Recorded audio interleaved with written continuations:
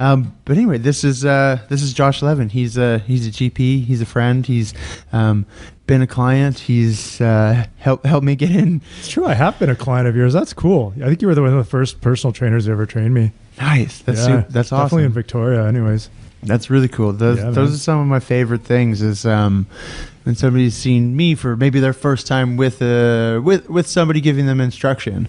You know, it's challenging often to ask for help or allow people to help you, but I think it's really valuable to be able to do that. You know, we both help people for a living in what we do, and we like it. You know, helping people is really like the thing that makes us feel good, but sometimes we got to remember to sometimes it makes me feel good. Let it go the other way. Sometimes it makes me feel good. Can you give us a brief synopsis of what it is you do?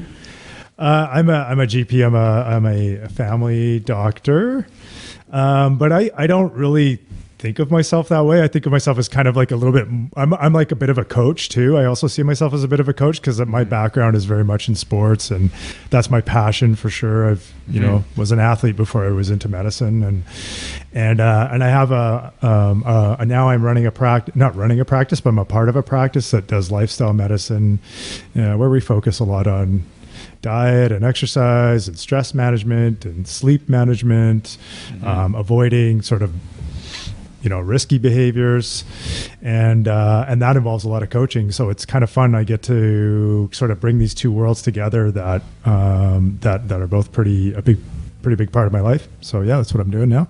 It's cool. 3 days a week. What would you say is like the coaching part of that? How's that different than the job that you were doing, or why'd you decide coaching? Well, I guess the way I decide to frame it like that. Yeah, I mean, I don't know, man. You'd probably be able to tell me better what you think, like what exactly makes a coach. But the way I see it is a coach is different than a doctor, traditionally speaking, where, people kind of think of a doctor, at least in our culture, as somebody who kind of has a prescription pad and writes you a prescription for a problem and tells you what to do kind of thing. It's very prescriptive. Whereas a coach is somebody who, sits down and talks to you about it, says, hey, like, what do you want? What are your goals? Where do you want to go? How can I, help you get from point A to point B? And you're going to be in the driver's seat. You're going to be the one who's kind of calling the shots. And I'm going to be here to give you some feedback and could maybe kind of give you the yay or nay in terms of like whether I feel like you're on track for your goals kind of thing.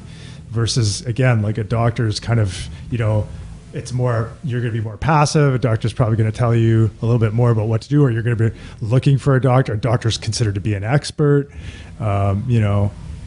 So yeah, I feel like it's a bit of kind of wearing two different hats, I guess. Yeah. What do you think about that, man? What do you think about a coach? I was thinking about it yesterday, actually. What the difference between just like a coach and somebody who's prescribing something, right? So I guess a coach is saying like, look, there's definitely more than one way to get to where you're going. And there's also some pitfalls along the way too, and I want to work with the individual. I want to work with you and what you want for your life, and help you get that direction. Because I think a lot of the experience of the healthcare system is frustration, in terms of not understanding why a lot of the things are in place the way that they are, And for me, typically, when I look at it, I go, okay, like these things are in place because they're there to save people's lives. Right. Yeah. Like mostly. Yeah.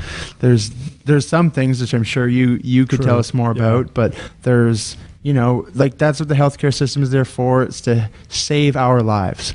But what we're finding is we're being more, I don't know if we're being more health conscious. Maybe it's just my world.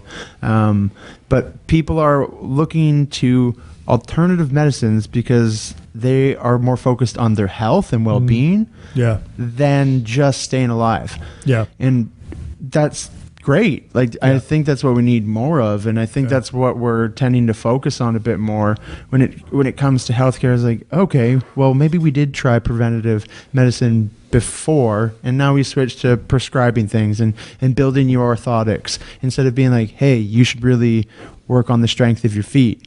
Yeah. And somebody who makes orthotics goes, I think this was actually in the Rogan podcast the other day. Oh yeah. Yeah, he was talking about this. It's like, and then they just gave up on that and were just like, here's orthotics.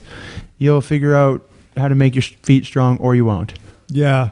You know? Maybe it's like the orthotics are a bit of a crutch too. Like they just kind of like do something for your feet, and your feet are not really involved in doing anything active. And sometimes you just need that. Sometimes you just need something to be a little bit easier than it was before, so you can actually, reduce the pain and start to figure it out. But I think that's sometimes where maybe we go a little bit too far, and the reason that we can't do it properly is because it's so hard to be consistent on an individual basis, depending on who's coming in to see you or into the hospital.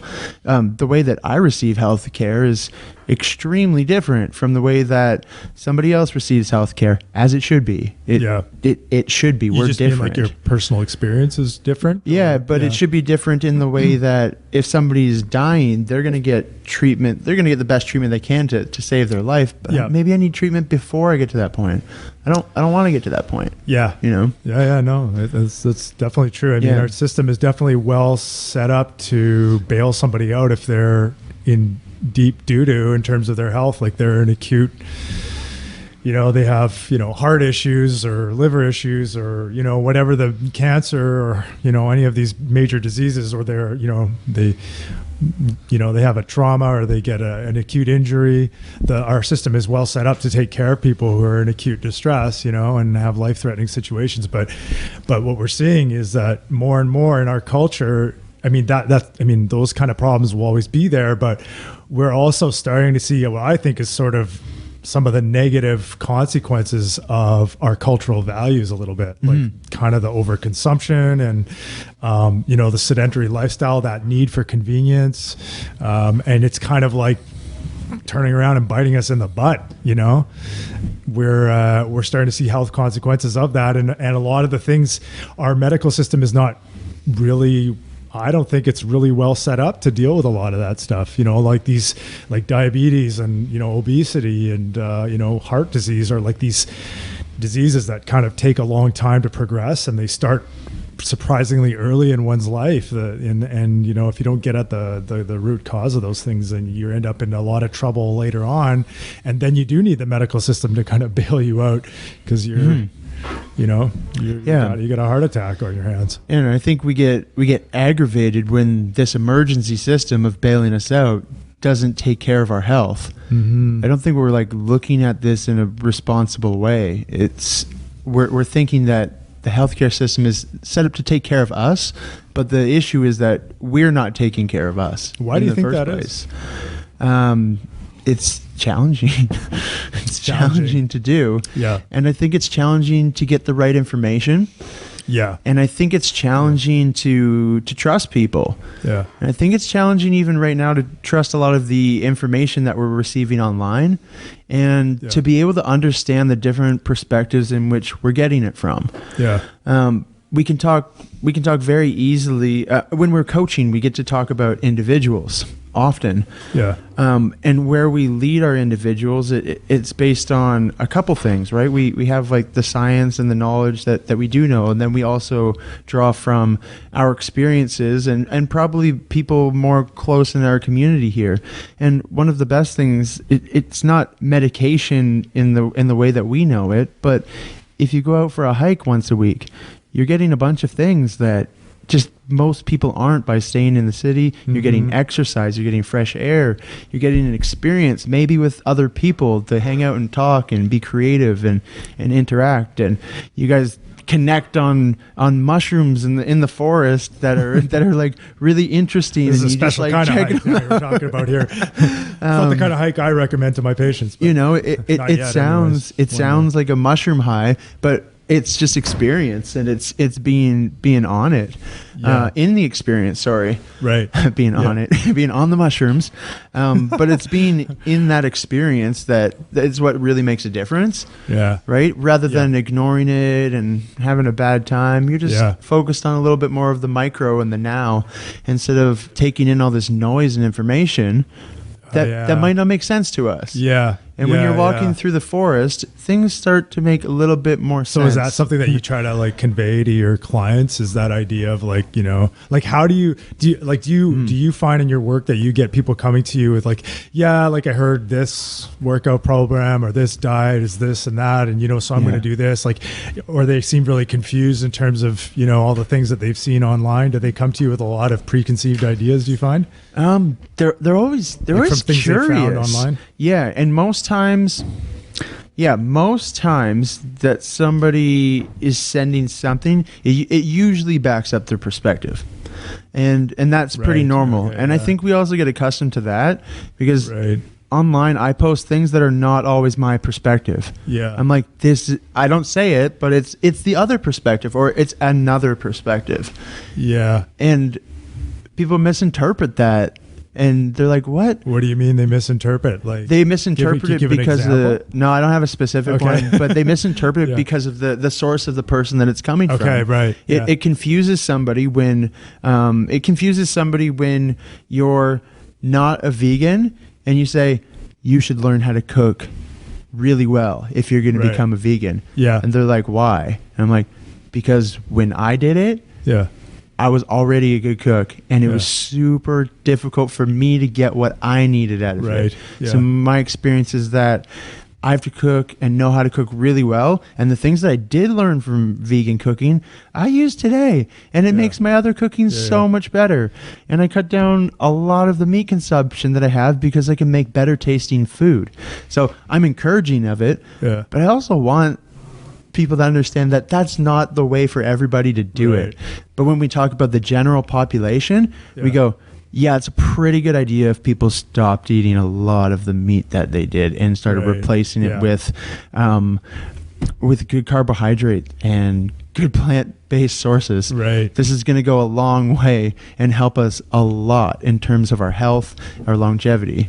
Yeah. So do you find that like when you give people advice about stuff like diet, like what you're saying about a whole food or a vegan type diet, Yeah. you find people are like less likely to trust you because you're not a vegan, you're not. Yeah. You know what I mean? You don't identify as vegan. Yeah. So therefore you I'm the bad guy aren't already. really- But, that's but also interesting. maybe I take that Like on you're a little not bit too. authority. Yeah. Well, I You know know? you can be you like to ruffle a few feathers and you can be controversial, but Yeah, I'm that's good. hoping I those mean- feathers are in the hat and they stimulate some brain activity. That's what's going on. the right kind of feathers. You know? Yeah. And some people don't like No, that. it's you good. know? I And- agree. I totally agree. Like Yeah. I like reading the stuff that you post online. It's always really entertaining, especially people's reactions too. That's always really entertaining. Yeah, they're all over the map. It's true. Right? Yeah. And some people are Yeah. like, fuck yeah. And other people are like, you're a dick. Yeah. I mean, but the other thing too is that social media is interesting for people just being able to express something that they would never express in person, right? Yeah. So they get a chance to kind of like, I think people try on a lot of opinions that they may or may not really hold to be true for themselves. Maybe that's a good way to try on some things. Yeah, too, right? exactly. Yeah. And like I have a hard time believing people take such hard lines with everything in their lives because that's just not the way life is, you know? Like they pretend to be so dedicated to a cause or so one way, but no, we're not really like that as people. We go through period, at least I don't know, that's not my personal experience. I don't know about you guys, but we'll go like what you're saying with the vegan thing. Like I did a vegan diet for 8 years, and that was a hell of an experience.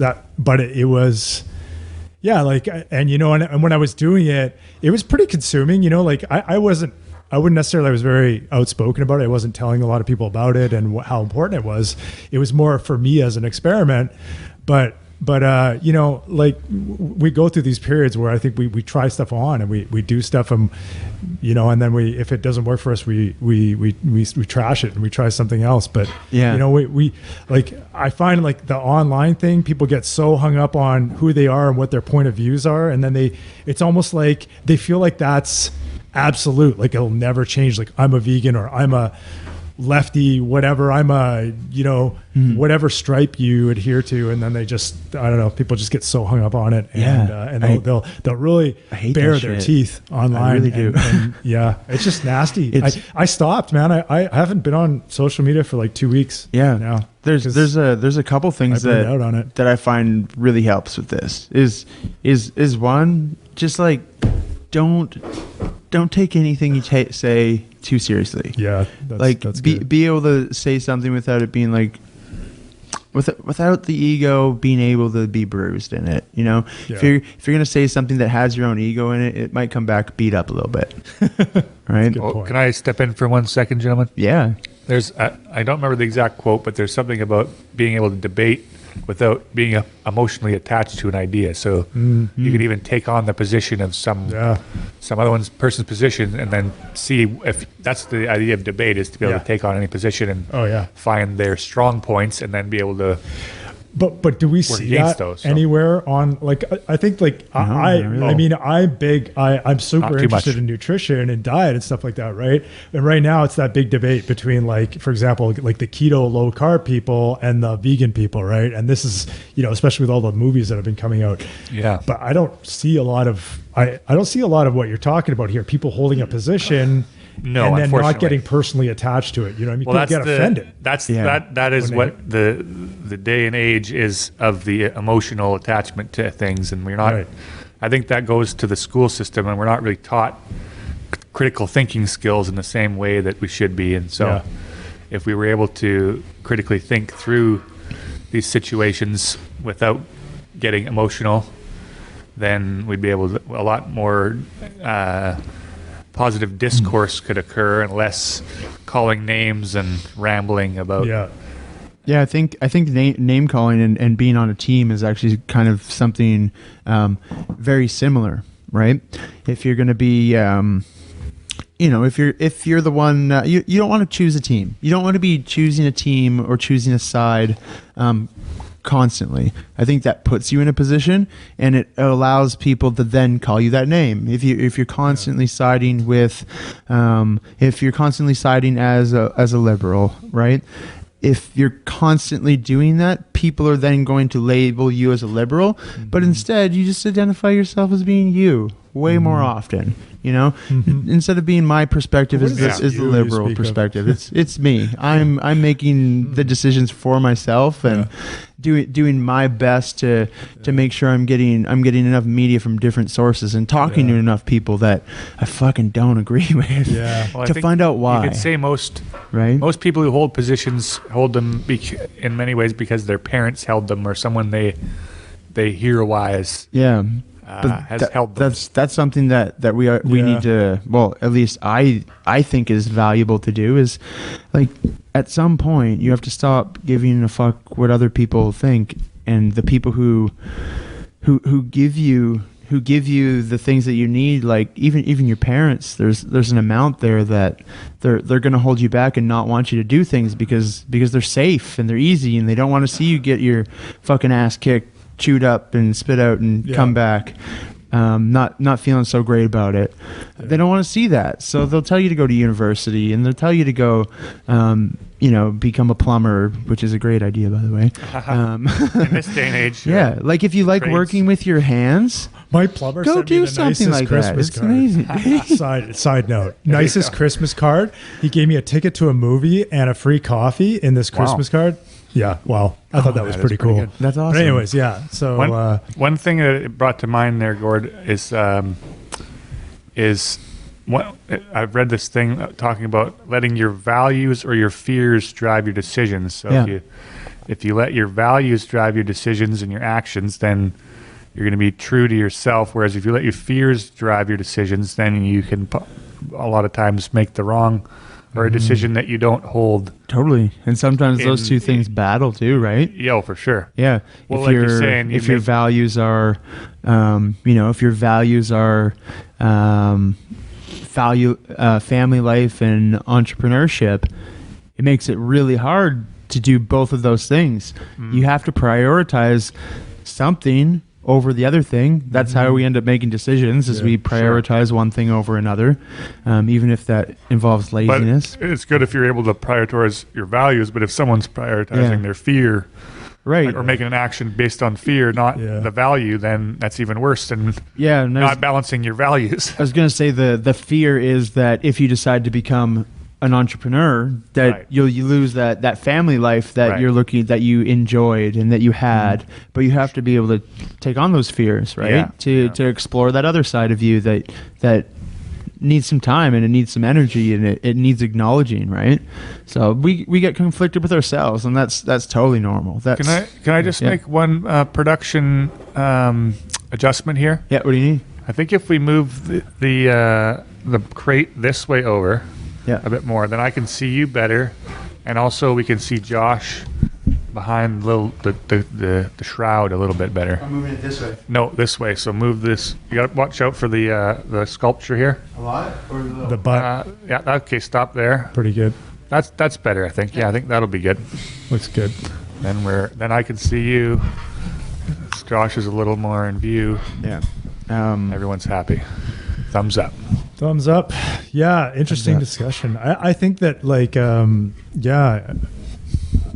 sometimes I think people don't even really know what their values are. Yeah. You know, especially if you've been. Yeah. Have you ever thought about it? I do regularly, but do you have a top 10? But that's. Do you have a list? Or how do you do it? I do reflect on that stuff a lot. Yeah. I'm a list person, so that's I've done that too. I've written it down as a list and stuff like that, and I've been through a lot of I don't know, I guess you would maybe self personal development kind of, read books, and that I think that's always been an instinct for me, is to be always into the personal development and self-help, or whatever you want to call it, in different forms throughout my life, for sure. Definitely as an adult, probably because I think as a youngster, I never really felt a strong sense of identity. And that, like you were saying, Robin, or you guys were saying, about your parents just kind of dumping their stuff on you and giving they give you their values, and you kind of inherit your parents' values.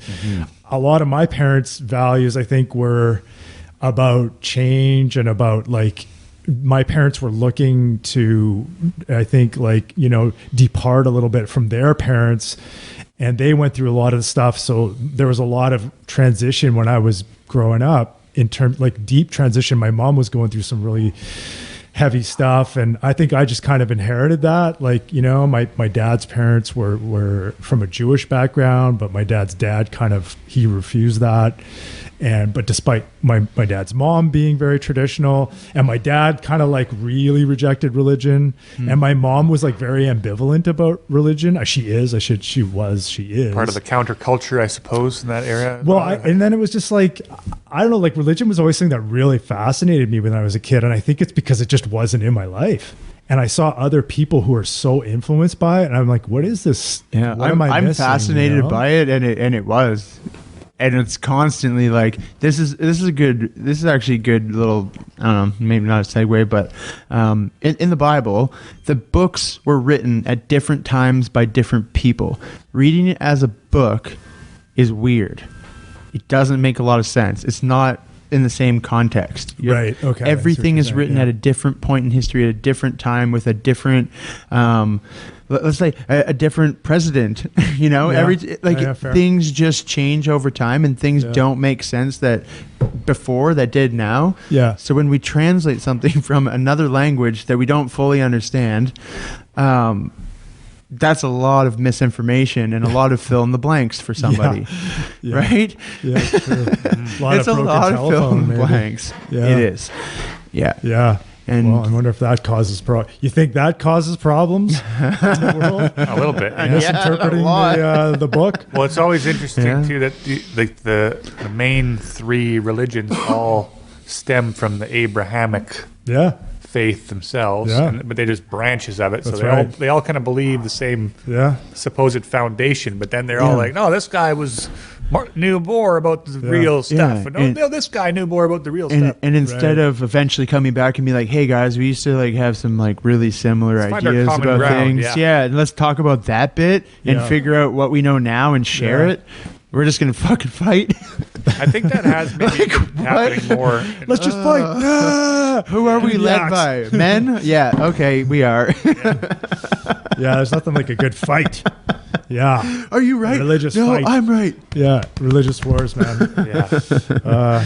Well, it's nice that we can sit in here and have a laugh about religious wars. Like, pretty much probably the primary cause of death and destruction on this planet, besides Mother Nature doing her thing.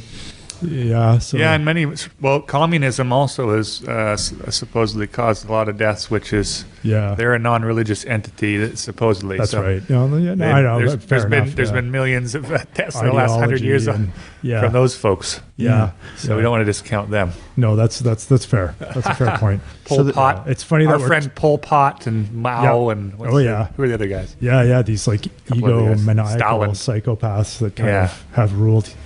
But they seem to be anti-religion, from my understanding. Right. They still managed to kill about the beach. I still think though that there's a lot of similarities that happen though on a human level between what those guys do and what happens in religions that are problematic, right? Like maybe the ends justify the means in a sense or something for both of them. Yeah, and just this. I think it's something about when you start to have a hierarchy of power where there's one guy at the top who calls the shots. We're not very good at as human beings in appointing our leaders. Well, like the weird paradox is like people who become leaders have qualities that also make them psychopathic in a sense, right? Like, I think there was this myself. Yeah, I think there's some psychology experiment where they looked at the traits of like leaders of big CEOs and they found that they had really similar traits to psychopathic killers.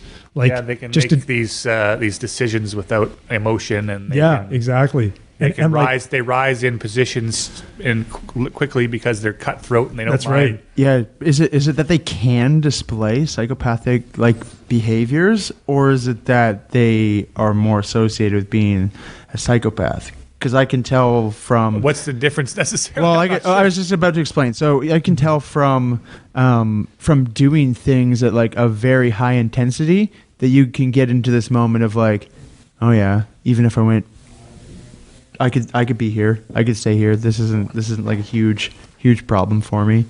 I'm just... I mean like physical exertion? Yeah. And then still be able to make very emotionless decisions even in a complete state of distress. Right. Yeah. But this is something I want to get back to healthcare on too, is that's what's happening often in healthcare is there's people who are going through very emotional situations and they're trying to trust that somebody else is going to make a good decision for them, not knowing who they are. Mm-hmm. So I think this is what's happening with why there's more coaches. Because people want to be listened to, and people want to be heard, and people want to understand what you know, and they need to spend more than 5 minutes with you to do that. Yeah, we've been sitting here for what, like half an hour? Mm-hmm. Yeah, and we're starting to get like on the same page about some things, and I agree 100%, and that lack of conversation is also hard on docs too. I think like there's a lot of docs that are very stressed out because they don't get a chance to connect with their patients. They're just feeling like, I mean, that's why I don't make a lot of money compared to other doctors, probably because I definitely feel like I spend a lot of time, probably too much time with people, but I think it's that connection is also part of the therapy too, right? How horrible is that though, that you're paid more to spend less time with people? Well, that's the way the system has been set up, and we're running on a system that pretty much has been on cruise control since when did we develop national health care, in like the late 60s or whenever it was? So I don't know, maybe I'm way off on my dates. I feel like I should really know this, but that's all right. I think it was Trudeau. Could you check? Could you check it? It started in Saskatchewan, but I don't remember the name of the guy. National healthcare. Could you check that, Robin? I will look into that. Thank you, sir. But it really hasn't changed a whole lot since there. The model, and I was just having a discussion with this guy today. Like he was talking about some stuff he'd seen in the States, like some really cool like, you know, he's treating his ulcerative colitis with a special diet. And he was saying that he'd heard all these things such as hyperbaric oxygen therapy. Like, he was really adamant about not being on drugs. And it was pretty impressive, actually, because he had severe ulcerative colitis, which is like horrible. Like your diarrhea, all day what long. Is that? I don't know what that is at all. Ulcerative colitis is like a inflammatory condition of the bowel. Yeah. It's usually the large bowel, and it's like basically it's kind of an autoimmune. So your immune system, it's a problem with your immune system. And there's a whole lot of inflammation and destruction of the lining of your bowel. It's very uncomfortable. Okay. It's terrible. You're on, lots of diarrhea, lots of blood. Lots of these people get malnourished. They lose weight. They get infections in their bowel all the time. The bowel's just not working properly. It's kind of falling apart. And anyways, this guy was severe, diarrhea, 18 times a day, bleeding like a lot. He was on IV iron because he couldn't absorb any iron, and he was draining iron out of his bowel through bleeding. So, anyways, he was offered surgery and medication, and he refused all that stuff, and he went on this special diet called a special carbohydrate diet, and he's made huge strides. He's really improved a lot. His symptoms have gotten a lot better. He quote unquote fired his GI doctor because his GI doctor kept telling him to get surgery, and he said no. And I have to respect a guy like this that takes so much responsibility for his own healthcare and does the work and looks into it. And he's a part of some groups that online that share information. A lot of it comes from the States. Getting around to my original point, that in the States you have a bit of a different environment that allows for more innovation, I think, in a way than you do in Canada, because Canada, I respect the hell out of too when somebody does that, when they take on what has happened, and then works on their overall health. Right. That's realistically what that person did. They worked on their overall health to try and get their body healthy, and not necessarily just treat that one thing. And and that goes a long way. Even if you are getting a surgery done, you still need to get your body into a reasonably good functioning shape. Otherwise, there's a very high risk of that not going super well. Yeah. So you're saying almost like a balanced approach to having a balanced approach where you're taking care of everything. I can step in with a bit of this history now if you're interested. Yeah, for sure. So it says here, I think you were right with the Saskatchewan. It says the first implementation of public hospital care in Canada came at the provincial level in Saskatchewan in 1947. In Alberta in 1950. And then the first implementation of nationalized public health care at the federal level was the Hospital Insurance and Diagnostic Services, which was passed at the Liberal majority government of Louis Saint Laurent in 1957, was adopted by all provinces in 61. So I think that was before Trudeau. So between 1950 and 1961 is when... Yeah. Huh. Yeah, and the way our system works is and then it expanded in 66 with the Medical Care Act. Medical Care Act. Okay, so that's what I was thinking of. That's why I thought 67. And then even in 84, the Canada Health Act. So there was all these. Yeah. That was to amalgam a bunch together. Yeah. So there's some upgrades to it. A few upgrades. Okay. Interesting. But basically, the way it works is it's fee for service. So doctors get paid according to the act. So it's it's like a plumber getting paid for how many jobs he does, how many sinks he fixes. Right. He doesn't get paid an hourly wage. He gets paid depending on how many things. So if he sits around on his ass and fixes 3 sinks in a day, except people aren't sinks. Yeah. Well, that's the fucking big problem. Right. Yeah. No, fair enough. That's true. That's why in the office they ask you to only ask one question or one issue, I suppose, right? Yeah, exactly. Yeah. Because if a doctor deals with 2 or 3 issues, he'll do the work, but he won't get paid for it. He'll only get paid for one of those issues. Because each visit, you're only supposed to address one visit based on the regulations. Yeah. So if you go in for an oil change and does 3 other things, you shouldn't pay for it. That's like going to your mechanic. 100%. Going to your mechanic and he's only able to fix one thing at a time for you. Yeah, no, our healthcare system needs to start paying people. You probably should not get me started on complaining about the system. This is what you're here for, bro. I love it. Part of the idea with that is you're supposed to be going to your doctor regularly enough where you only have one issue at the time. Is that kind of an idea too? Yeah, partially. For sure. You can straddle some of the blame on the patient, but I think like looking at the system again is that, you know, the system the system is based on a model of a human being that's very mechanistic and systematic, and reductionistic. Does it work for what it's supposed to do? Yes and no. Again, like this idea that if you block an artery in your heart and you hit the floor, our healthcare system is perfect for that. It's well designed for that, you know? Yeah. You're going to, somebody's going to call 911, an ambulance is going to come and scoop you. We kick ass at that. Yeah. and then they'll see you and they'll send you right through the channels, right? Yeah. And you'll get in quickly. They'll send you in a cath lab and they'll bust up that clot and they'll have you back on your feet in no time, right? Yeah. But if, you know, but that's not always the case. Like if you're kind of like on this situation where you've got like, you've been slowly putting on weight for ages, and you don't sleep well because you have sleep apnea because you have like so much fat around your neck and you're obstructing when you sleep, and then your apnea is causing your blood pressure to go up, and your blood pressure is going higher, and now your kidneys are getting strained, and you know what I mean. And it's like all these little hits that happen over time. It's like, you know, like our system's not really. Our system will send you to a nephrologist to see the kidney guy, and then an endocrinologist to see the diabetes guy, right. and a gastroenterologist or an internist for the bariatrics and the obesity. You know what I mean? And it all gets broken up, and they don't really communicate that well, and everybody's sort of trying to deal with one thing. And if you try to I can't exercise because I don't sleep well at night. Oh well, that's not my problem. You know, that's go see a respirologist. Are healthy people going to the doctor and to the walk-ins for things that they don't need to? More often than they used to. Well, if it bugs you enough to get up and go wait in a walk-in clinic for 3 hours, do you need to? You know what? That's a great point. Are you asking if there's a lot of hemophiliacs? Is that what the term is out there? Or no? Hemophiliac is when they bleed. Yeah. No, you're thinking of hypochondriac. Hypochondriac. Thank you. Yeah. I don't even know if that's really an official medical term. Right. It was at one point. I don't know if it still is because I don't keep up on my site. This is a crazy question in my brain because I'm like, I don't go to the hospital.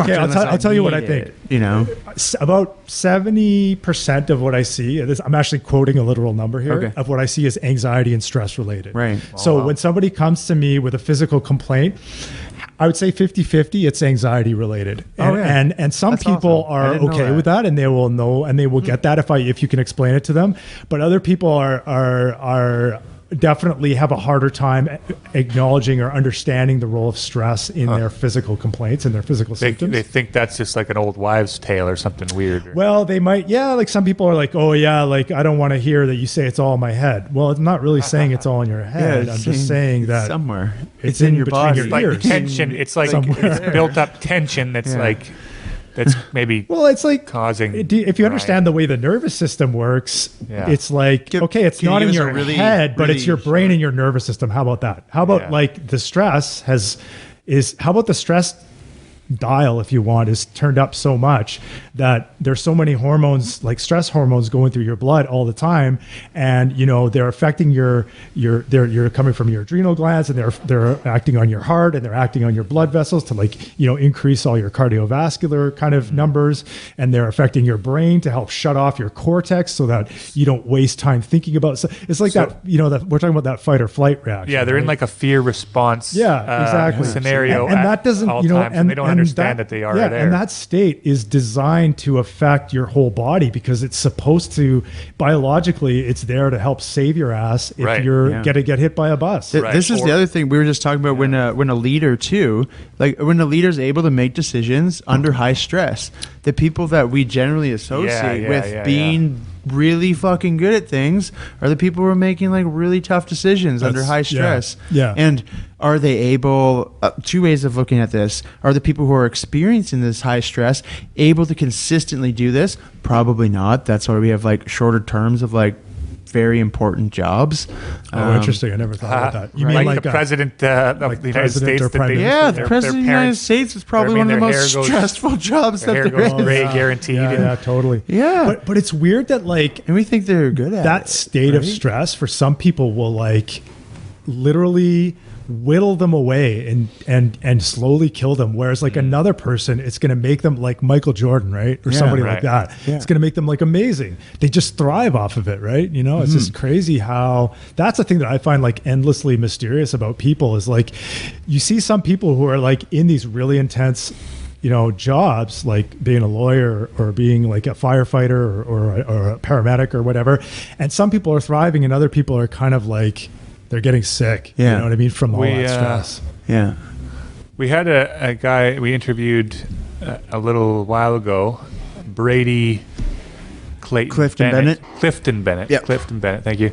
And he's involved and has done training and then does therapy with neuro-linguistic programming. Oh, yeah. Which is programming your brain and your nervous system to react to certain scenarios differently. It's kind of what maybe the overview could be explained as.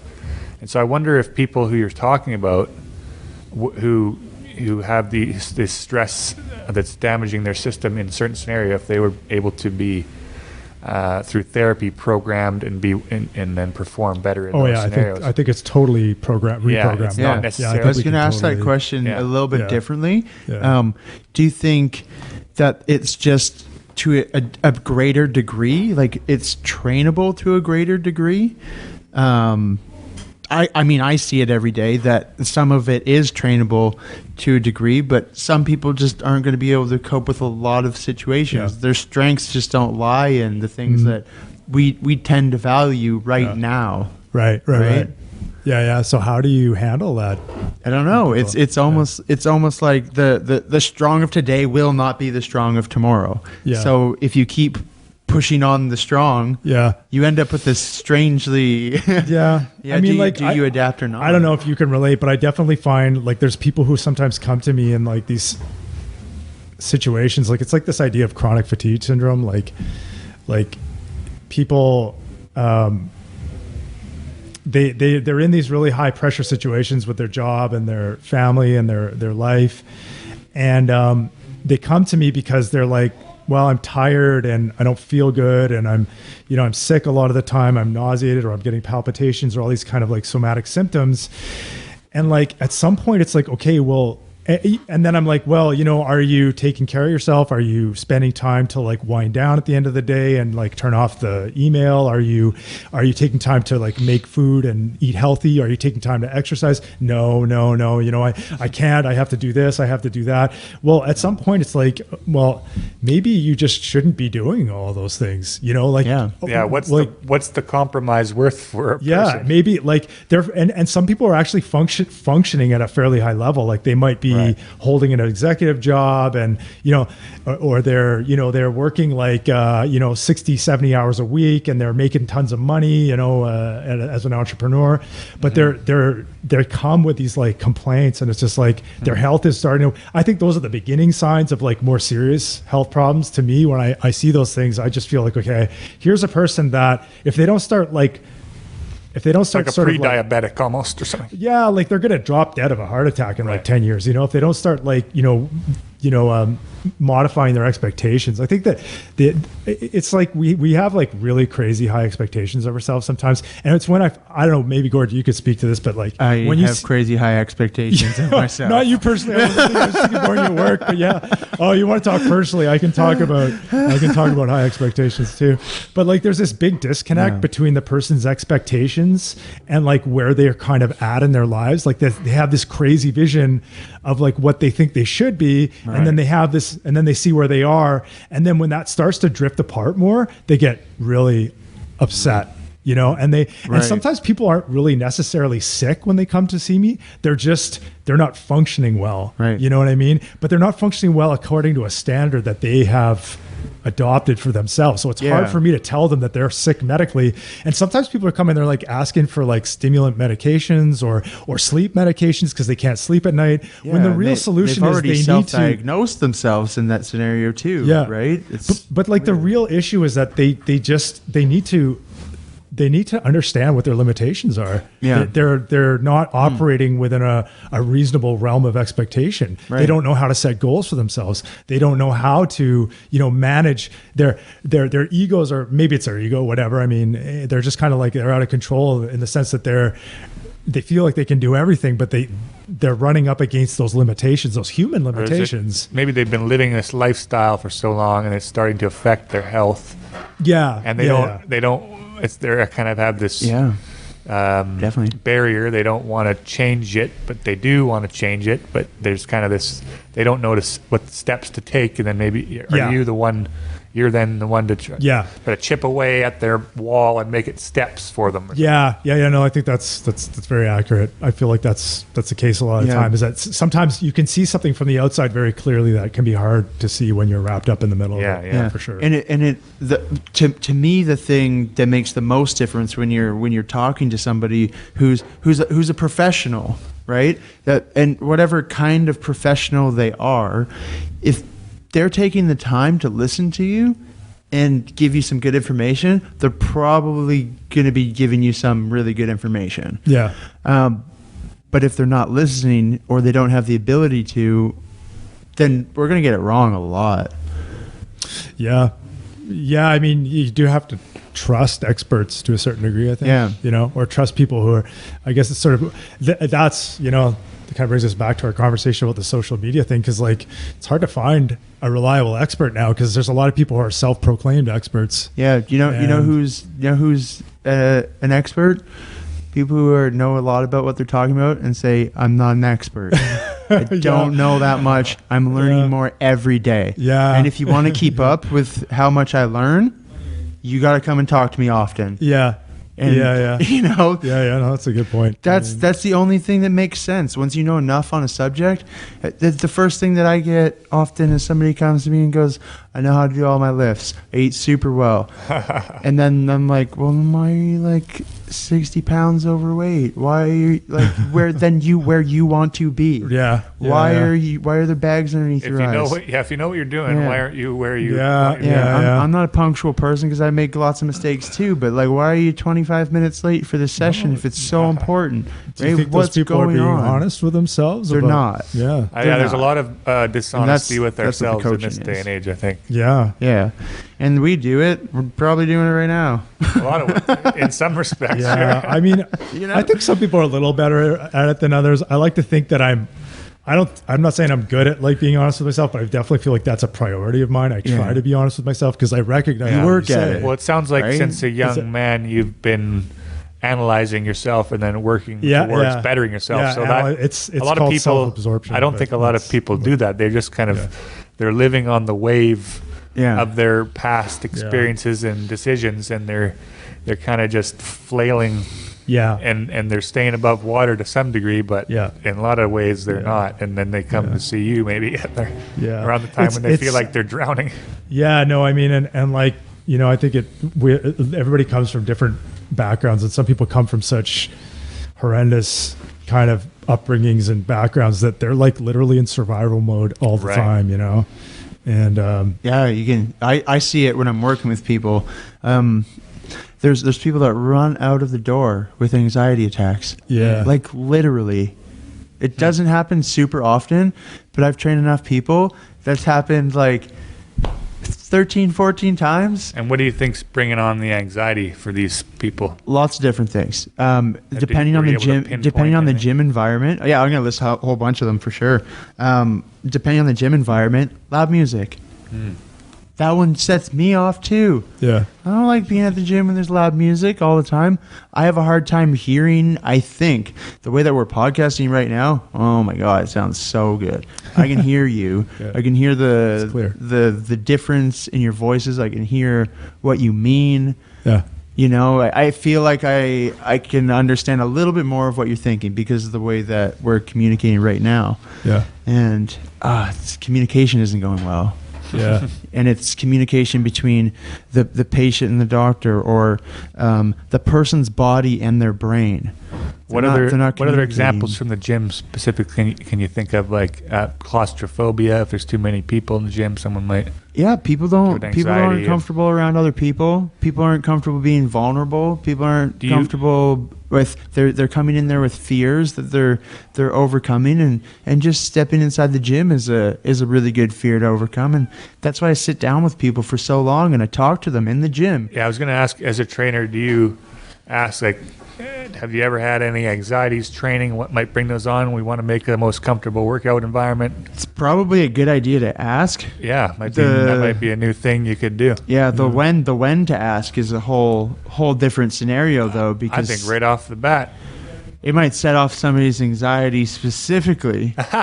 Someone who has anxiety about talking about their anxiety. Yeah, sometimes you got to feel people out, and you can't true. just jump down their throat on their problems. Or you can have it in their intake form, like an optional. Yeah. If you have any anxieties about specific workout environment. I like that idea though of like trying to create an environment that works more for them if they have specific triggers like that, you know, like, because if you have an anxiety problem, for it could sure, get like carried away. There was actually a guy in Nanaimo. This is a pretty funny story. Who was he went to court for it, I believe, because he was getting a home care person or something to put on a diaper for him, even though they knew he didn't need to use a diaper. Yeah. And then you can look it up online. This is a full story. And so he was basically pushing the envelope as far as he could go and getting this person. So it's like, you wouldn't want a person wearing a diaper and working out and pooping in your gym and be like, yes, I'm most comfortable when I poop, and then I can do deadlifts when I got shit dripping down my leg. I mean, everything has a cost. That might, if they're paying the right amount of money, I suppose, but it might not have to. I mean, rent a can private get weird. gym session. We're doing goat yoga. Yeah. How far away is that from wearing a diaper at the gym? Or having goats poop. Like, we're getting shit on by goats. Yeah, those goats have definitely pooped on someone's back. It's more like the reason why you're wearing it. Yeah. If you're wearing it because you need it to do what it's supposed to do, then that makes sense. Hey, right? if the only way you can do yoga is to wear a diaper, then fine by me. I'm sure there's something out there where it's like yoga. There's just one. The downward dog just makes me shit myself. Yeah, exactly. Whenever I do that stretch, the upward there's sun, like the sun salutation, it's like a fecal matter. A shark comes out. Anyways, sorry to get off. Onto this tangent. What the fuck? On this tangent, started talking about shit. Everybody poops. That's Gord. called shit talk. Everybody poops. That was some shit talk right there. Shit talk. Shit talk's a good thing. You need to do it every once in a while. What health do you measure people's fecal matter ever? Is that a I don't personally know, but I think it's, like pooping is been like traditionally a very, really commonly something that's looked at very commonly throughout many traditions as being an indicator of health. Yeah. We still analyze poop in modern medicine for all kinds of things. Right. Inflammation and infections and signs of cancer and, checking poop out is really, really helpful. In fact, like you'd be surprised at like how many people don't poop well and they don't even know it. I think there's a lot. That's huge. I know it is. I know it is. People are all bloated and they're like, I take 5 watery shits a day. And they don't even think they think it's like normal that they like suddenly have to run to the bathroom when they're like out on a date or something like that for a completely like impromptu shit, explosive shit. That just like came out of nowhere, kind of. I don't know about that. It's like you should be able to tell. I feel like it should be a little more predictable. It should be predictable. That's a good way of putting it. I'm a big fan of the Bristol stool chart. Is that something that you study? No, I am familiar with the Bristol stool chart. I don't really use it. Are you familiar? No, I'm not. I have no idea. So maybe I should though. Can we give a quick overview? It's 1 to 7, I believe. 1 is like rabbit pellets, basically. And number 7 is like water, right? And it kind of goes from a spectrum of like really hard to really. That's right. And then number 5 is like fluffy sausages. I think it's like fluffy sausages. How they like? It's like sausages without a casing. Like it's kind of got mounds. There's like little cracks through it too. But you don't want to. You want it to be still fairly soft. It's too much detail. Well, hey, at medical school, you probably have to dissect feces or something. So. No, we didn't. Oh, that's good. We didn't have to do that. That's good. I don't know if I would have stuck around if we had to do that. You're like, I'm going to skip this class. So tell me a little bit more about why, or a little bit more about the clinic that you're moving to now versus what you were doing before, and why you're doing that. I've been working about 4 or 5 years as a doc, and I started off doing walk-in clinics and locums. So I would just go up north, and I would work in rural areas a lot, which was really, really exciting and scary, and I learned a ton. And I would recommend it to anybody starting their career in medicine for sure. Yeah. Why would you recommend that first? Because you will gain so much experience, and you will gain a lot of confidence in your abilities to handle shit, essentially, like scary stuff, and putting yourself in there, and just having to poop your own pants at times. You know, I'm sure you can have relate to a few situations where you've been in that situation, and you've thought afterwards, well, you know what, that actually went okay, and if that happens again, I'm probably going to know what to do, you know, or at least I'm going to know confidence building situations, you know. Yeah. So it was really, really good for that. And now I'm doing. And what is locum? Sorry, locum is basically like you will take the place of a doc. It's like a substitute teacher kind of thing. Right. Like, you know, you go up and work up north for like 2 weeks, and you take somebody's place. Right. Or you just do it's like a temporary contract. Gotcha. Yeah. Gotcha. So yeah, there's a lot of that going on. And then you were able to get, after a while, a position in Victoria, or you chose to settle here? I actually, there's a group of guys here doing a practice called Revive, and they're 2 specialists that started this clinic. Okay. And they're, they worked in a bariatric clinic together for a long time. I don't know if they actually worked together, but they both worked in bariatrics, so they were dealing with obesity a lot. And I think they just kind of got sick and tired of the medical approach of like find, fix, prescribe. You know, it's like find the problem, fix it like a car mechanic would. And they were just like, this is not working. We realized that this approach is like, you know, we're just loading people up with medications. Yeah, that's. I was going to say, giving them more. You're saying find, fix, find, fix, prescribe. I mean, and prescribe is kind of like yeah. Is the issue that the things that are being prescribed don't do the fix always? Yeah, or they cause other issues. Arguably. Yeah, well, both maybe, probably. Yeah, well, probably a lot of both. And those are risks associated with taking things like that aren't normal, listen, right? So why do you smoke pot? Why do I smoke pot? Yeah. First and foremost, it slows down my thinking process because it's too much at times. Okay. Yeah. And is that good? Is that good? Yes, it helps me function a lot better. Yeah. Yeah. Are there any negative consequences to smoking weed? Yeah, you forget some things. Yeah. For sure. Okay. And you have to be organized. Like you have to set up a couple things that you need to be a little bit better about. Yeah. You know, you do have to be organized. Maybe you have to set an alarm. Maybe you'll be tired at a random time that you weren't really expecting. If you're consistent with your meals, and if you're like consistent with your meals and your sleep, you'll do really well as an individual. And if you're consistent at the times and the frequency at which you use cannabis, I find something very similar. Yeah. Where this is predictable, I can understand what it's going to do. Interesting. I know that it's going to slow my brain down about this much to a very good like conversational level with people. I also get super distracted when there's noise. So when I'm doing this podcast, I don't know if I don't need to smoke pot to slow down my brain because I feel like there's enough feedback and communication that is happening right now that I don't need to. Oh yeah. Yeah. See, what you're kind of describing to me is like, so you would acknowledge then that there's like positive and negatives to smoking weed. Yeah. To the drug. Yeah. The negative is like, you're probably a little less productive. Or at least there's potential for negative if you used it not in the way you were describing. Right? Yeah, I think if you're totally. There's potential for because you're talking about using it in a specific way. Yeah, like you would use a tool, for example. Right, it's a tool. Like knowing how to use it. Yeah, but if I were to take it in the morning and 10 minutes before I go to bed, and then the next day at lunch, it doesn't make any sense. So drugs, medications are all the same. Mm-hmm. They're all like that. They're like drugs. Whatever, cannabis is a drug, and whatever you want to define as a drug, something that has a physiological effect on the body. Medications are all the same, and they all have positives and negatives. And we live in a medical culture that's extremely skewed towards using medications, and whether we acknowledge it or not, it's the reality.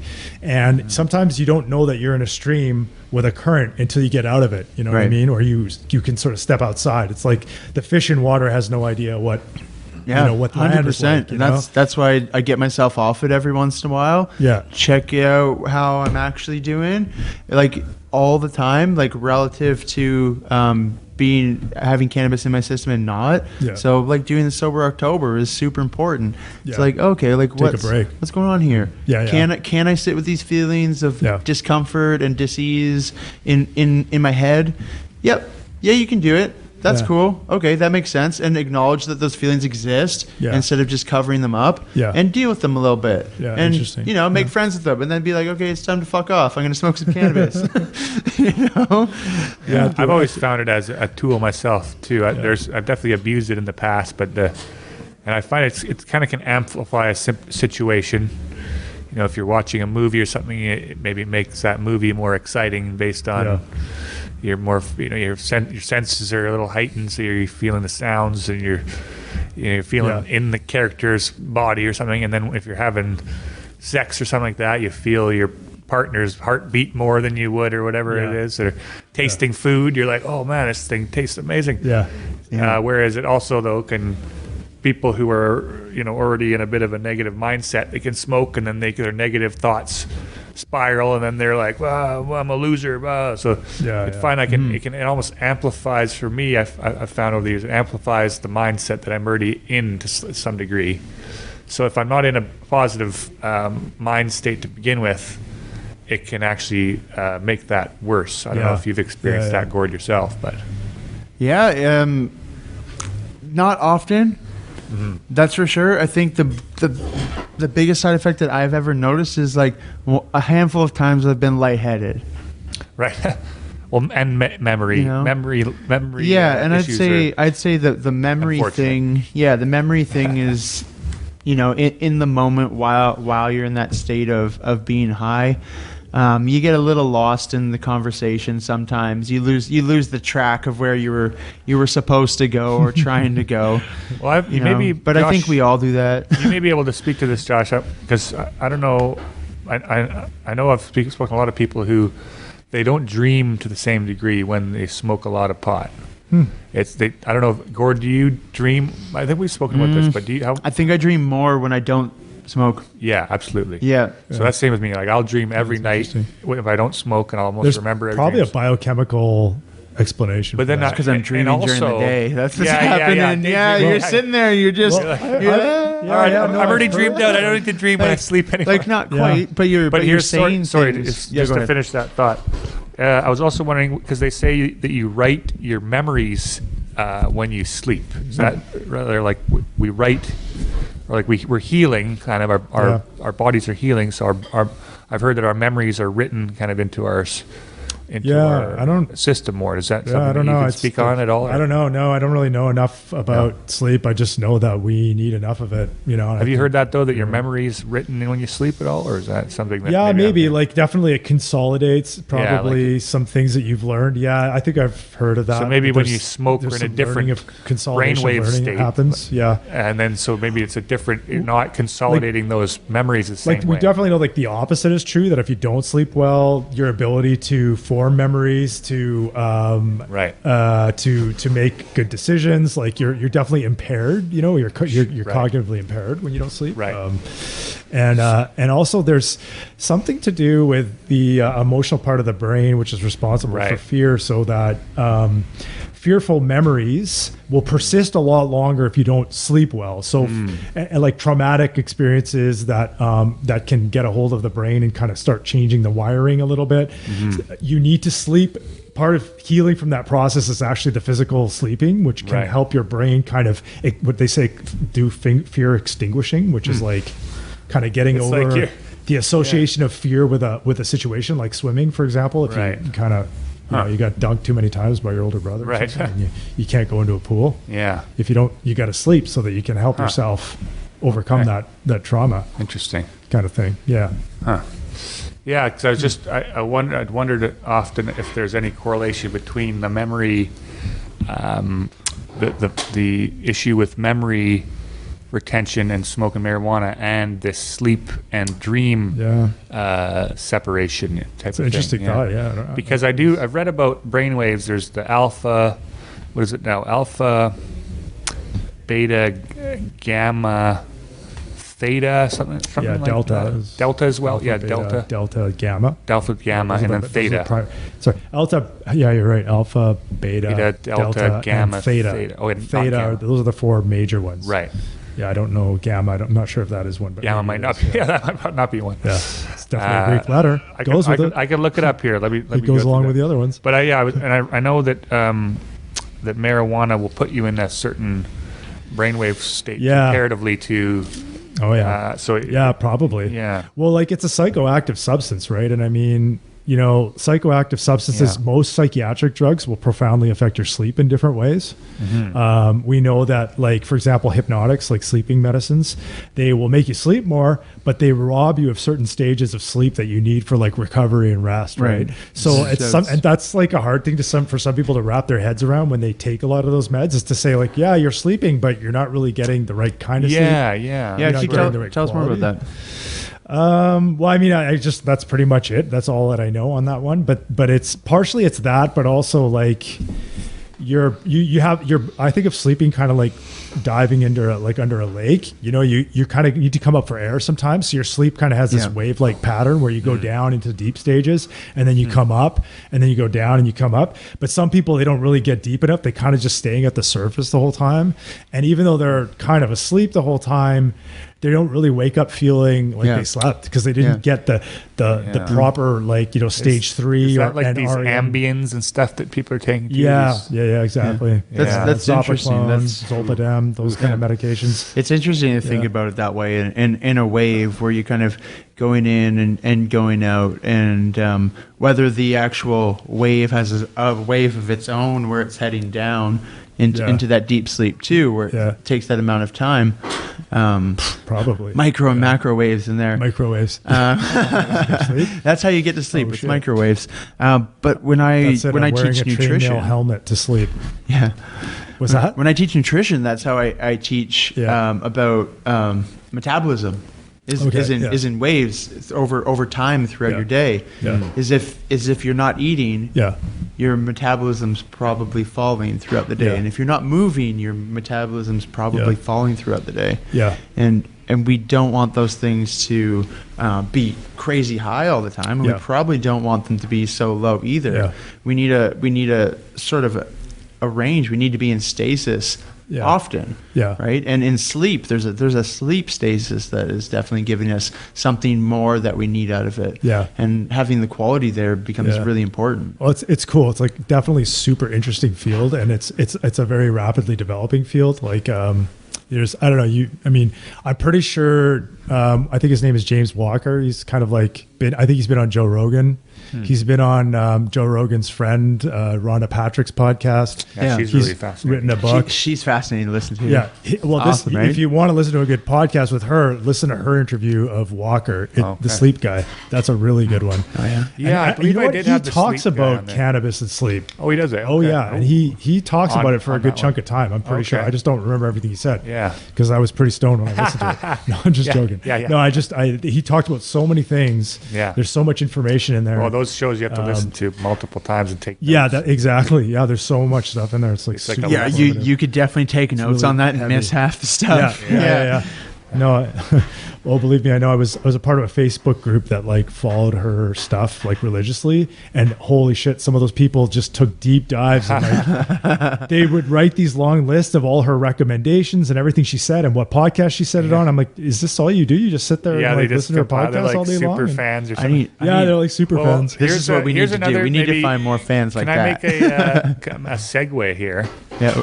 Because a lot of this people's stress and whatnot too could be related to not having a real purpose in life. So like this person who's making this podcast list, maybe that's their purpose, is like the Rhonda Patrick. They feel like they're actually providing this service to people. So a lot of people I notice in the world today are depressed and lost and have anxiety because they have no real purpose, and they're kind of just fumbling through life and they don't really know.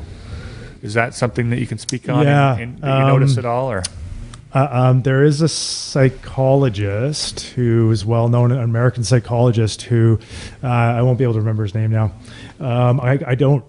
he basically felt like one of the major causes of depression was this loss of meaning and loss of a sense of self. And part of like recovering from depression was like we needed to recover our sense of self and who we are. The reason we get depressed is because we're like disconnected from no community or something too, maybe. Yeah, and just like who we are and our self-realization, who we need to be. Like I didn't read enough of his stuff, but I think it's a pretty interesting concept. Like it's definitely a very psychological approach to depression. I mean, depression, there's lots of models of depression and ways of thinking about it. Like there's the biochemical model, and this is like more of like it's very centered on our idea of the self and who we are. And you know, like if you this sounds like it's back to like a little bit of like coaching versus prescribing. Right. I'd say too. Like because definitely like as a coach, I'm like, like what is your purpose? Like what are you doing? What are you trying to do? What do your friends do? Your friends sit around and eat Cheetos and watch movies, or do your friends go out for hikes and stuff? Maybe Yeah, even just your own personal purpose. Like it's just you just need something. Could that be a meaning in itself? Sitting around watching Netflix and eating Cheetos? Maybe you're reviewing. Sure, why the fuck couldn't I don't know. Well, could it be? If you can, it's all about not for me, but if that just makes you feel fucking perception sweet. and framing your own story, I suppose. So if you feel that you're giving the world a service, maybe through like movie reviews or something like that. Some people they feel value in that, and they're like, I got fans and people write me. And you know what? There is a lot of value in doing that. To be completely honest with you, like I didn't start putting shit on Facebook to get really nice comments from people. That's not what it was about. At first, it's just like I just want to keep in touch with my friends and see what they're doing. And then I started and then you see people doing like funny things and weird things, and we're watching YouTube videos, and we're like, oh wait, what? We can make YouTube videos? This is fucking cool. You know, and like this is a purpose in providing good information to people and things that are fun and funny and things that they like. You are providing value to people. Maybe that's not necessarily your purpose, but it feels good to provide value to people who are valuing it and getting that great feedback from them. It feels equally bad, if not worse, to get bad feedback from those people too. Right? That you're like, hey, I thought you were on my side. Not if it's done in a respectful and sure, I understand what you're saying. Constructive manner. It's not. I think a lot of healing traditions talk about the power of being a part of a community and giving back to the community and giving something of meaning to you back to the community, like becoming a mentor or a teacher or whatever it is that you have that you're giving. Like a lot of healing traditions, that's built into, definitely, like I would say Native American traditions, even in psychology, like in our conventional Western medicine, like that's becoming more and more recognized. Like positive psychology is, a lot of positive psychology is about finding meaning and about, first of all, of course, recognizing what's important to you and living according to your values. But once you've realized a certain level, or you've attained a certain level of that, then like starting to give it back to others is how you a lot of continue to walk your path. People's values include all these types of things that are in with community. Like I value being able to teach people things, be able to use my things that I've learned and pass those on, or I value children, so I want to be in a community where there's children around and I can do this and that, or so there was something I was gonna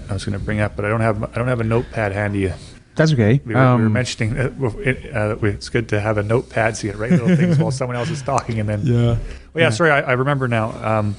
I was going to ask you, in the same vein with elderly people, and how we kind of just stick them in the homes, and we don't value their experience, and kind of.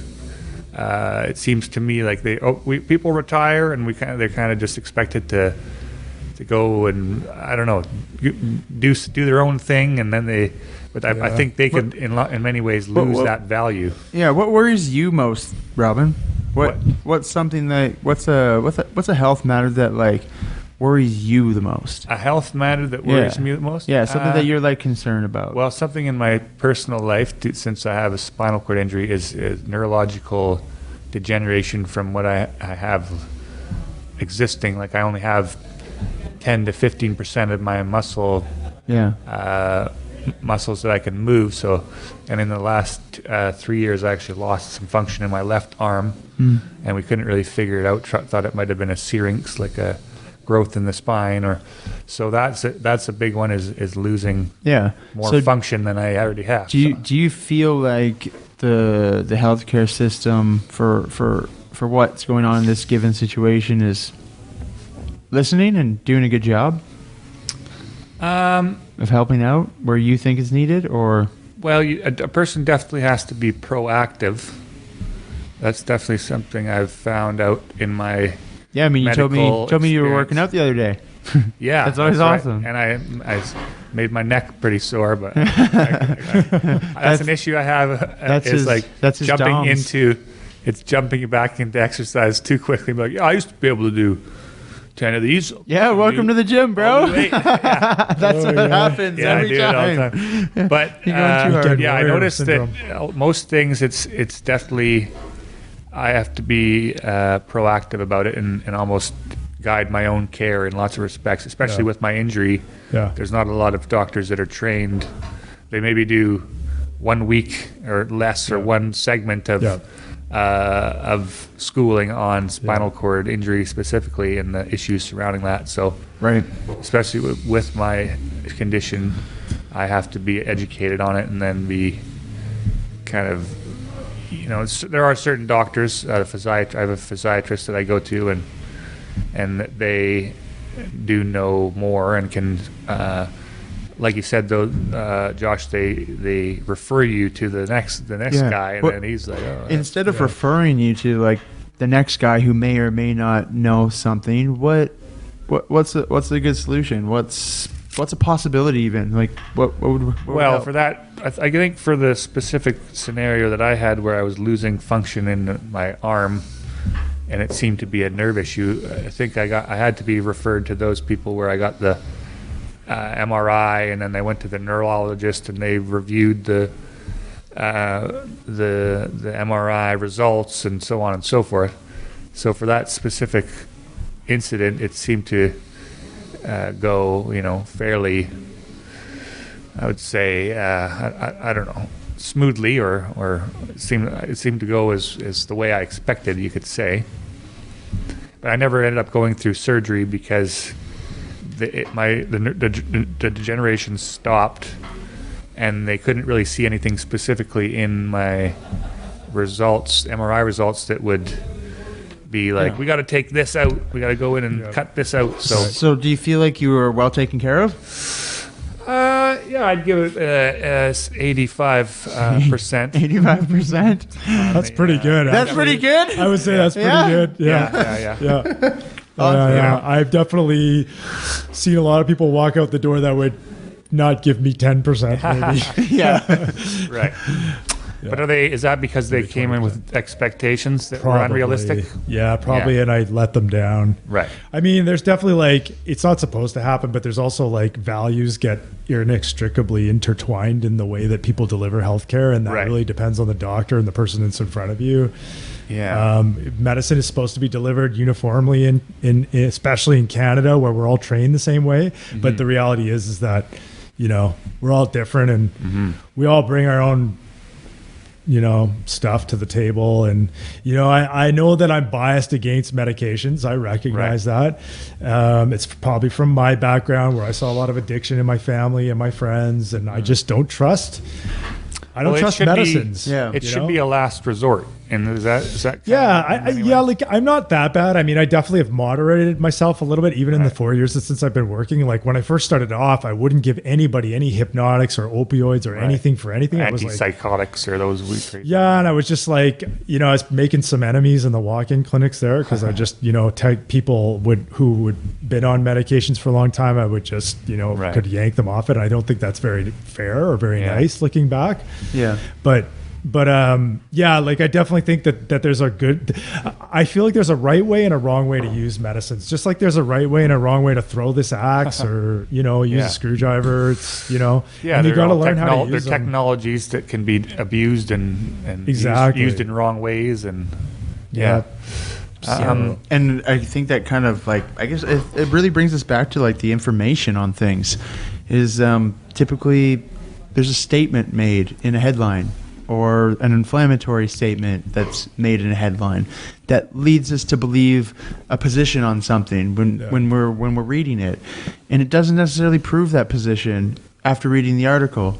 And I often find myself at the end of the article going, what did the headline have to do with the body?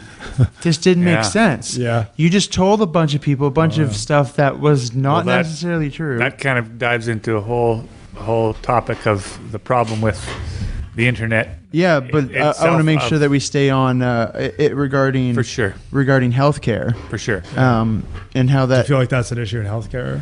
I feel like it's an issue with. Speaking into this thing.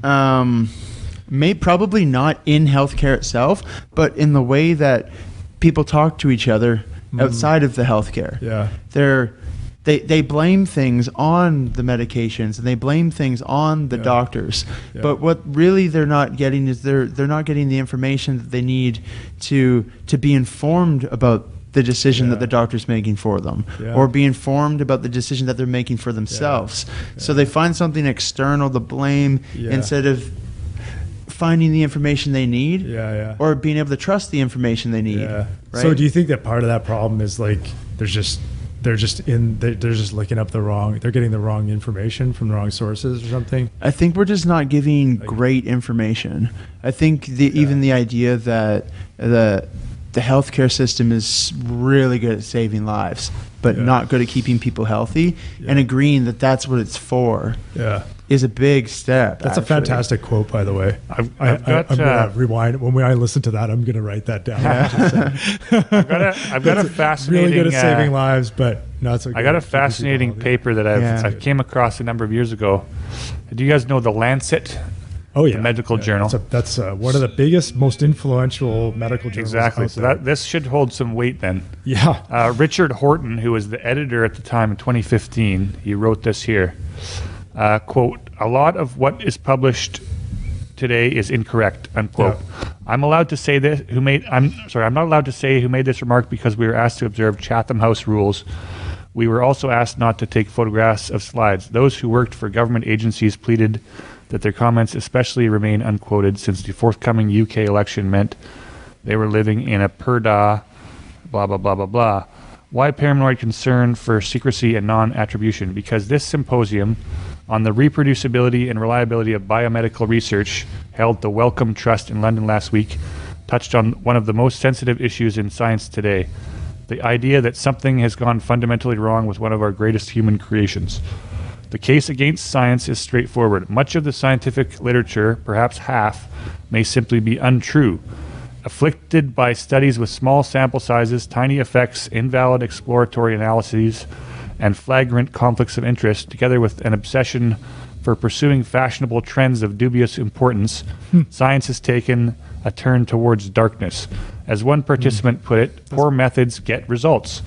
The Academy of Medical Sciences, Medical Research Council, and Biotechnology and Biological Sciences Research Council have now put their reputational weight behind an investigation into these questionable research practices. The apparent endemically a lot of big words in the Lancet here. That's people. okay. Is there like an overall point you're getting at? It's painting a pretty fucking it's painting a pretty bleak medical picture. research, right? Yeah, half of medical research is potentially and he's not the false, only not the only guy who said that. There's been some other big names in I could send you guys this paper to read the rest of it. Echo that. Yeah. No, there's a big problem right now. And when I was talking about earlier that whole idea of that we're in this slanted medical culture that we don't even really realize until we step outside of it, that's part of the slant, is that the research questions that we ask are formulated in a very intentional way. Right. Yeah. To answer questions that only a medication could answer, if that makes any sense. Yeah, and does that mean, maybe I'm just throwing words, but does that make it like they're looking for a very specific thing? Yes. Yeah. Yeah, sure. And folks listening, you would agree that a conversation on a podcast is going to be highly dependent on the kind of questions that you ask somebody, right? Yeah, absolutely. And you can really influence the direction that it goes in by, well, that's why when you're on a CNN or one of these shows, they ask very questions that are basically are made to get the certain reaction out of Right. it or something. Yeah, And I was just going to say, I'm going to put the Lancet paper that I was just quoting Where did you from find that? on. I'm curious. Did you just It's on the Lancet.com journal website. Okay, but did you just pull that out of your butt just now? No, I knew about it from years ago. Oh, I read okay, it, and yeah. I was like, oh, this is. Yeah. But yeah, I'll You'd post heard of it. it before. I'll post it below in the description of this video. Yeah. So those can Yeah. finish. There's actually another lady who was like higher up in one of these journals that wrote a similar kind of expose type of a thing. Yeah. In the, No. But He was like the editor. I think he was an editor of the Lancet. yeah, for he many was years or at the something. time when he wrote this. Yeah. He is an editor. But I'll post this for those. Well, who want to read. I mean, like that's a big topic right now, man. It's one that's super interesting to me because that's like the foundation on all of what we practice in medicine sits on. Yeah. Is that evidence base, Right. And that's something that's kind of like this idea of evidence-based medicine. It's funny that it's even a term because medicine is supposed to be based on science and biology and chemistry and all that stuff, but we have to say that it's evidence-based medicine now because like otherwise it's not somehow it's not evidence-based. Opinion-based medicine. Right. Yeah.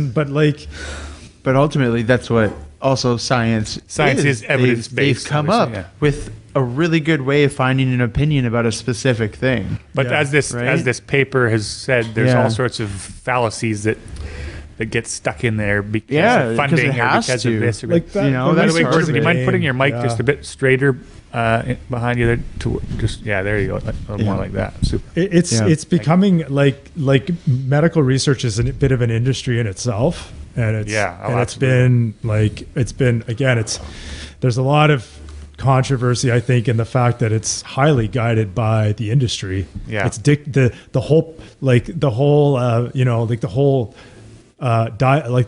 discussion, the questions that are asked, the way that they investigate, the way they investigate scientific problems, the kind of results that they give. For example, these studies that focus on like your LDL cholesterol numbers, because we know that we have drugs that will change your LDL cholesterol numbers.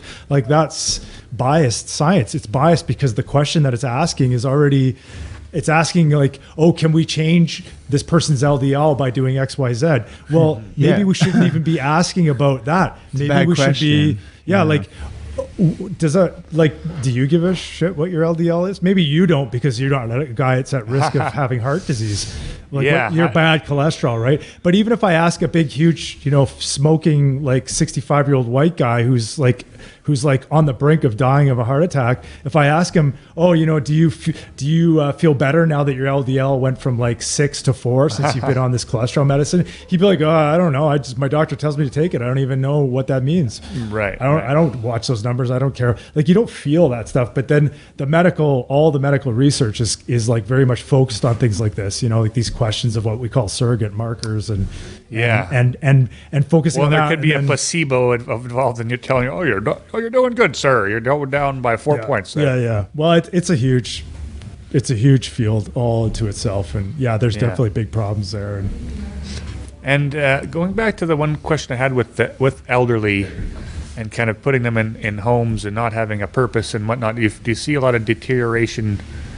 Would you say because their people aren't active like they should be? I would say so. I mean, you get sedentary after. A lot of people get sedentary after retirement. Well, we know that one of the best medicines to protect against dementia and cognitive decline is exercise. Okay, it's the only thing that's ever really been shown to protect against it consistently. There's no medication that can do it. There aren't even a lot of very clear dietary things that can. There's probably, I think, over the next 10 years, because there's so much money being pumped into dementia research. That we will find out what kind of things in your diet, what kind of other environmental factors like your antiperspirant or microwaving food or whatever it is.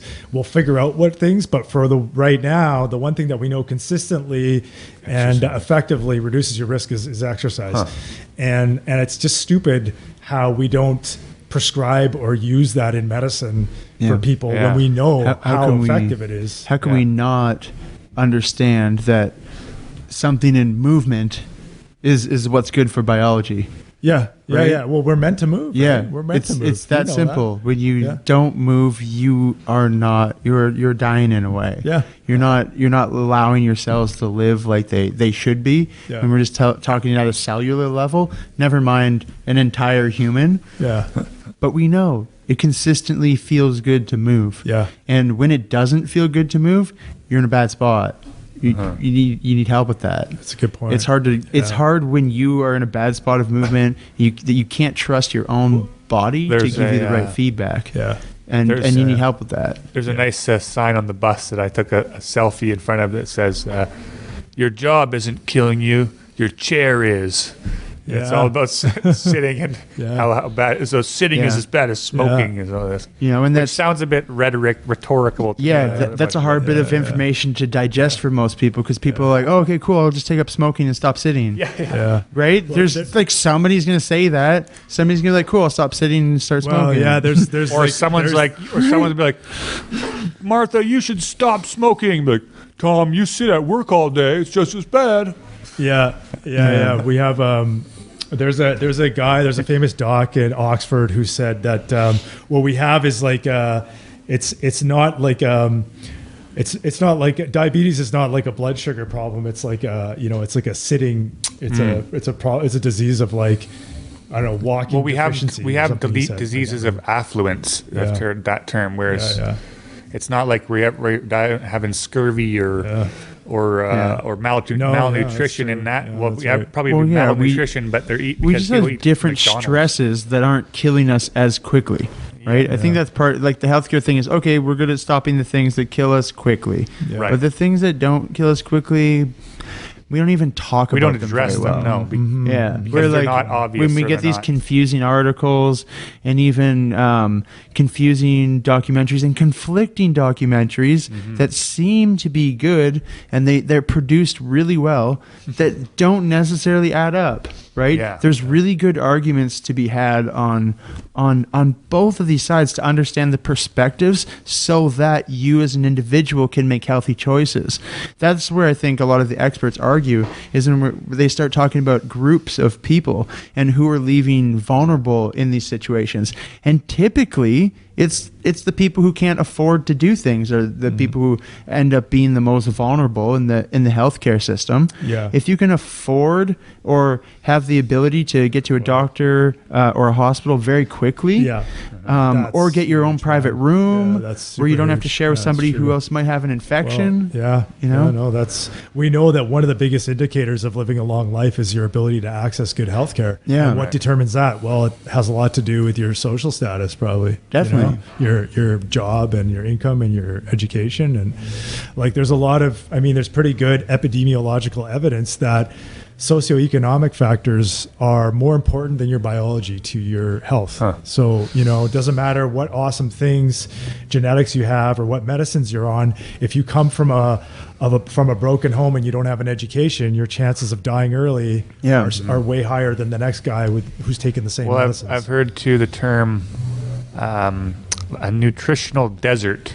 So if you're living in certain cities or certain areas where there's no grocery store within a 10-mile radius and all you do is walk or whatever, you don't have a bus pass, you pull for a bus pass, you're going to be going to the corner store and getting the chips and the Fritos and the soups and going to McDonald's. There's a McDonald's every couple blocks in most places compared to a grocery store. Well, maybe you can even talk about your specific situation with how you get nutrition. How do you do that? And does it cost you more than it costs me?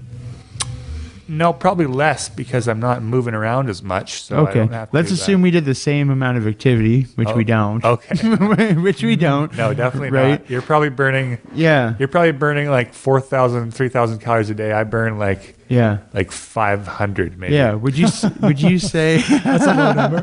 Yeah. Would you say would you say that you spend more than $5 a meal or less? And where do you get your food from? I'd say it's around $5 a meal. It's around $5 a meal? Yeah. Yeah. I eat a lot of vegetables, like baked vegetables in the oven or steamed vegetables. Yeah. Broccolis, carrots, potatoes. Yeah. Yams, these things, beets. Right. And and for me, And my then- meals end up around $5 a meal. Yeah. Also, right? But I'm making all my own food. Yeah. Eating things that are cheap, that were rice and beans, and I love food. So when I do have extra money, that's where it goes to. Goes to eating food. And Well, I do eat out today. I had a poutine from the pending sponsorship Pink Bicycle Burgers. Yeah, shop Robin loves Pink Bicycle. down on Blanchard.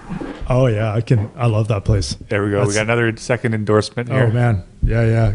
Great poutine in Victoria. Yeah, poutine, and I had I'll the put a soup plug in today for that, was for sure. chicken cacciatore, very tasty. Yeah, not low calorie, mind you, but Doubtfully, those two dishes themselves were probably not. I hope none of my patients listen to this podcast. 'Cause, But Well, no, I go there every once in a while. As burgers go, though, would you say those are Pretty darn good. That would be one of my top choices in the city. If I Right. was gonna go for a burger, it would.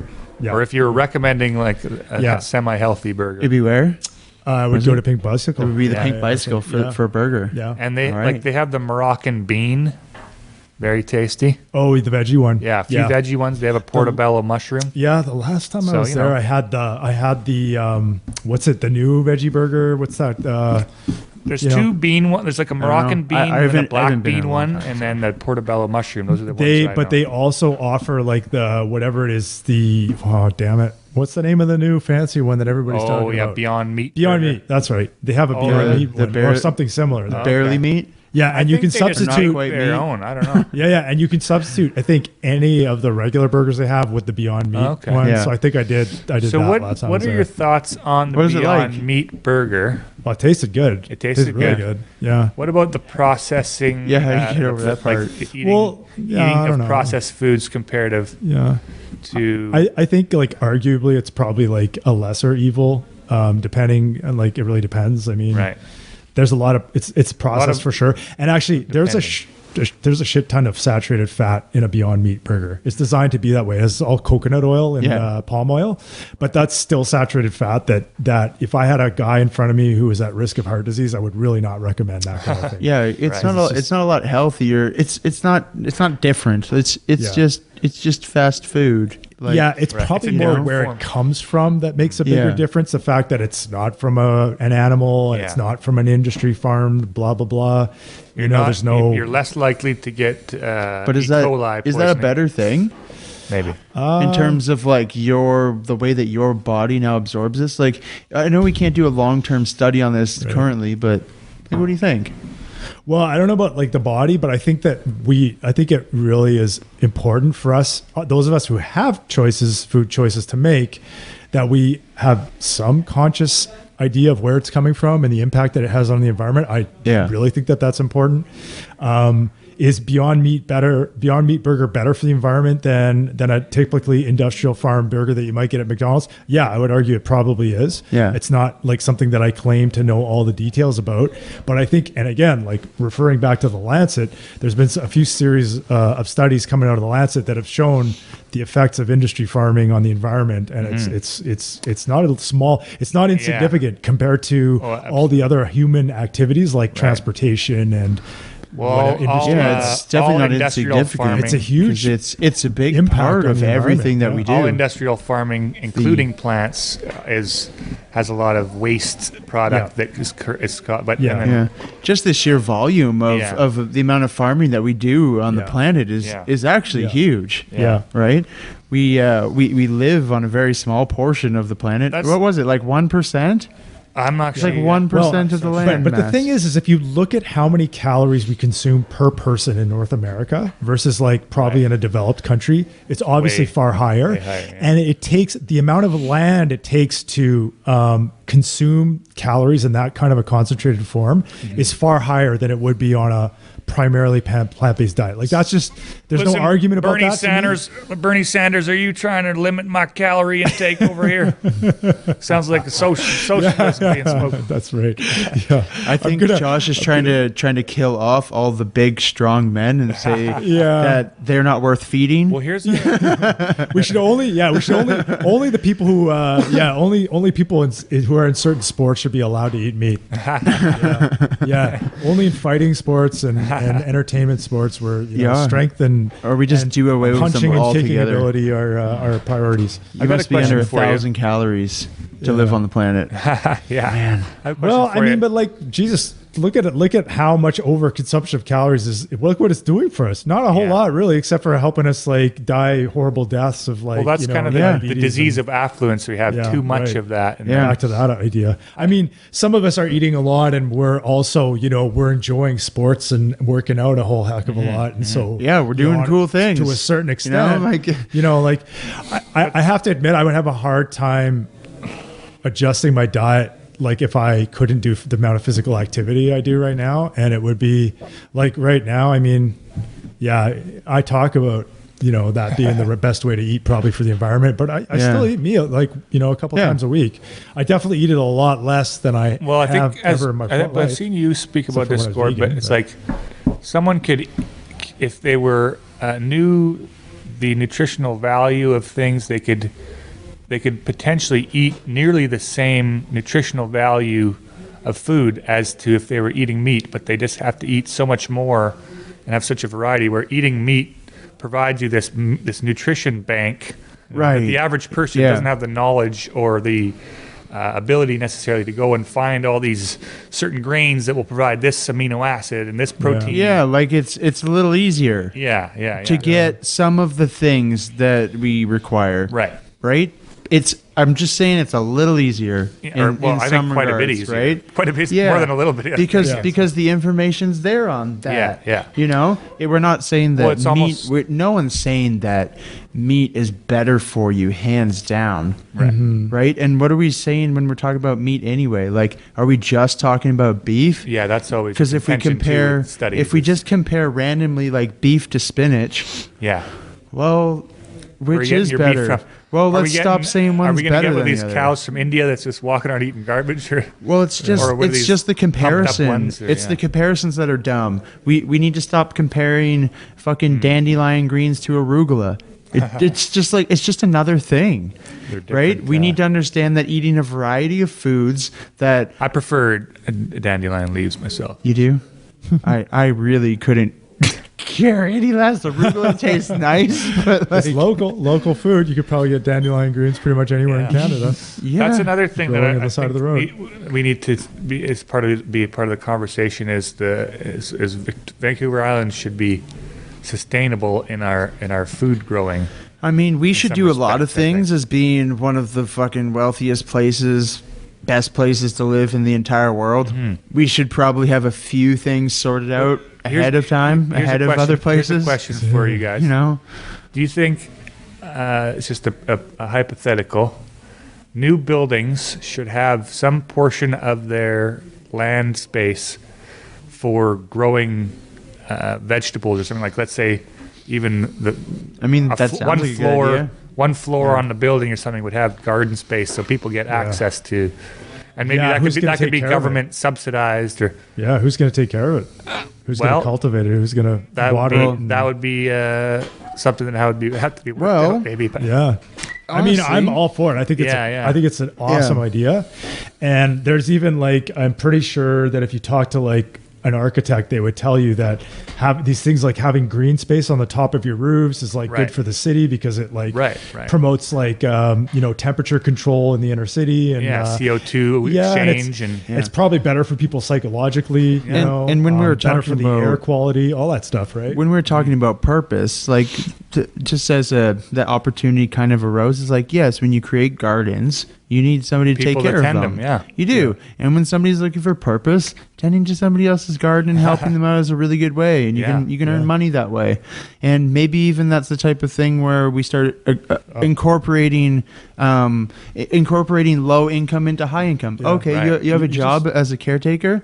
This is your place. You get comes with this too. Percentage taken off your rent, and a percentage of those jobs should be going to people. It also ties in with the climate change issues of the day and how far we ship our food. It's just kind of a no-brainer. If you can grow your food locally, you're not going to be producing all sorts of emissions that are. And then you're more conscious of the pollution that you're creating growing those things because it's in your environment and not. Sorry, I do want to go back to just healthcare instead of because that's production. what Josh is here for. Absolutely. I'm here for that, but I get extremely anxious about the state of the environment. I get what is that called? That climate anxiety thing. I think I get that. I think I got that. Started getting that when I was a kid. So what do you do to deal with that anxiety? What do I do to deal? I don't know, man. I just try to live in accordance with my values. So you know, like I've never owned a car. That's not true. I have owned a car. I owned a car when I was 16, and I smashed it promptly, and that was the end of that. Well, you were like in Street Fighter, and that what is it like? Fifth level? You're just like just beating this thing up. And I filmed it, and then I like sent it to Greenpeace. No, I smashed it because I was a stupid 16-year-old trying to do stupid shit. Yeah, exactly. But no, but I just try to live like according to my values, right? So, and I think that makes a lot of sense. And that makes me feel somewhat better when I go to sleep at night. Like all the meat stuff, like that's something I still struggle with a little bit is eating meat. And because like I have some friends who I really respect their opinions. I think they're really highly educated and they really feel strongly that, like, for example, the contribution of eating meat and animal products, the contribution that has on the environment. And I really respect their opinions. I also have a cousin who's a cattle rancher in Manitoba. And I think what he's doing is fantastic. He's really into like, cycling nutrients through the soil and using all these kind of like sustainable farming practices. And he's super educated. Joel Salatin has, he totally like follows Joel Salatin's methods. He even built a traveling chicken coop that was based on that idea. I recommend anyone to check out podcasts of him on Rogan or elsewhere. That was one of the best ones ever, probably. What was the name? Joel Salatin. Yeah. He's a farmer from the States somewhere, and he has this. Basically, the quick review that I remember is and then we'll get back to the medicine. That's okay. We have to wrap it up. Yeah, we're coming up to 2 hours here. So 2 hours. Look at us go. 1 hour and 15 minutes here. So watch out, Joe Rogan. Yeah, watch out. Coming for you, bro. But yeah, he basically you grow your crop, then you harvest it, then the cows come in, I believe, and eat kind of the foliage and the grass that's left and poop. Then the chickens come and scratch the poop up. Then the pigs come and root all it up and basically do the rototilling for you, and then you plant your next crop, and you move this whole process along your fields we're just using the practices that nature fucking told us to in the first place. Your pigs are getting all this exercise, and they're like got all this super. He even calls it like biomimicry or bio something. Yeah, symbiosis or something like that. It's like you're mimicking what happens already. And the more we're synthesizing chemicals and synthesizing processes and cheating them and holding them back, it's like honestly one of the first. I had a post the other day that was like, what was the first exercise that you were ever taught? And my dad taught me how to do push-ups, real push-ups, not the fake push-ups, not the ones that you think are push-ups, not the ones that people tell you are push-ups because they feel bad for you. The ones where your chest touch the damn ground and without anything else, and you come back up in a plank. Right. He taught me how to do those push-ups because he said, these are the push-ups that are going to help you get strong. Yeah. And I'm like, okay, this makes sense. Do it right, do it right. Yeah. We're not paying attention to the ways to doing it right because I think we get caught up in an angle and we get caught up in a perspective. Yeah. And when your perspective is not okay, like most of us aren't really like dying all the time. So how does healthcare help the rest of us? And it does in a big way because we can go in and check in and get the information that we need from our doctors. But what we're ending up hearing is like we can get to spend a lot of time with them. They don't really understand us. Yeah. They don't necessarily know us. And this is a client's perspective. If I need to go get antibiotics and the doc doesn't show up or the doc's sick, there's like, okay, now there's 3 days where I can't get my antibiotics and this might be a problem now. Yeah. Now it's a hospital problem. I mean, that to me just speaks to a different kind of an issue that we have especially badly in Victoria where like we just don't have enough doctors. Why is it so bad here? This is kind of the last topic I really wanted to talk about. It's like, why is it so bad here right now? What's wrong? It's like, or is it so bad here compared to elsewhere? Yeah, I think it is. Like my personal anecdotal experience is like I've worked in Manitoba and I've worked in in several places in BC, several, like when I was doing locums, many small communities. It's definitely, I feel, the biggest issue, a bigger issue in Victoria. It's for sure an endemic issue to all of Canada. And I think that because of the healthcare system that we have, where we're trying to deliver fair and equal healthcare to everyone as a general right, that's just a problem that we will potentially always have. It will always seem like we just don't have enough. Right. But because it's expensive and it takes a lot of time to develop doctors, they need a lot of education and a lot of, anyways. But in Victoria, I think it's bad for a few reasons. One of them being is that it's expensive to be a doctor here, to pay your rent, to own a clinic and to run a clinic, to pay nurses and to pay medical office assistants to run the clinic, to have a manager. So there's a big risk in opening a clinic. Well, so you have to be a bit of a business person. Right. You have to understand how the system works. You have to be able to, run the show, and it's a lot of extra work. Like when I spend 8 to 10 hours a day seeing patients, and then at the end of the day I often have 2 to 4 hours of paperwork to do. And when you're I don't even own part of my clinic. Like if I was owning my clinic, it would be all day. I would get up in the morning and start seeing people, and then I would spend all night writing notes and writing forms. And I think this is really important to mention, because there are tons of jobs where you don't have to, in a 6-hour workday, you're working 6 of those hours where there's no breaks and things in between. And there should be. Things should be worked in that way. But if you're seeing clients back to back to back to back to back constantly, and they're always there and they're always coming, there's no relief there either, right? Well, like I have this thing, like, and it's probably just a personal thing, like, I mean, there's a couple of issues there, and I don't want to get into like whining and complaining, because my girlfriend tells me I do too much of that, but she still listens to me. Hey man, you can whine to me anytime, but you have to bring that axe home. I think part of it is that there's this idea that the generalist, the GP, their scope of responsibilities is ever expanding. Like, whereas once upon a time we were kind of responsible for a very clearly defined set of things. Now it's like, I might see somebody with a toe infection one minute, and then the next minute I see an 85-year-old lady who's living alone, who can't afford to pay her rent, and who's having panic attacks because she has no income. Right. And like, I don't feel equipped to deal with that something problem that complicated, but she doesn't know where else to go.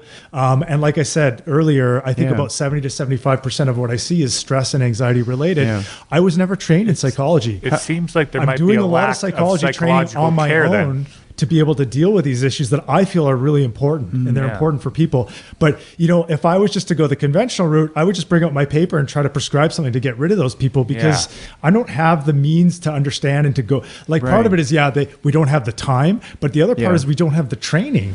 I don't have the training to cope. Are you not able to refer someone to a psychologist or therapist? Oh yeah, but can they pay for it? Yeah, can they pay for it? It's not covered by medical. Why is that not covered by medical? For mental health, right? Why? Good question. Good question. Yeah. Why aren't we paying for psychologists and physiotherapists to do these kind of like? That seems like that would be cheaper in the long run than paying for medication. Well, there's a pretty damn good argument for that. Yeah, I think I'm going to make that one. Yeah. No. But the thing is. On episode 2. Yeah, for sure. Josh. That's another episode. I'll go, and I know who to talk to about that too. But that's part of why I do what I do in lifestyle medicine, is that I strongly believe that it's more economical. It saves money.